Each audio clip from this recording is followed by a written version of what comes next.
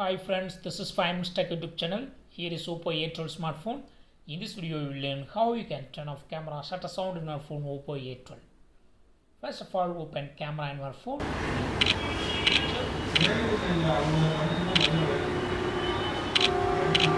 While taking a picture, there will be sound. Go to the settings in your phone to turn off the sound. Click here for settings and turn off this button, shutter sound.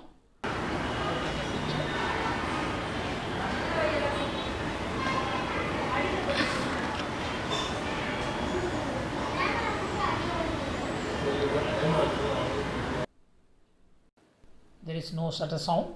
If you want to have the sound, again turn on that button, shutter sound. Now you will have the sound.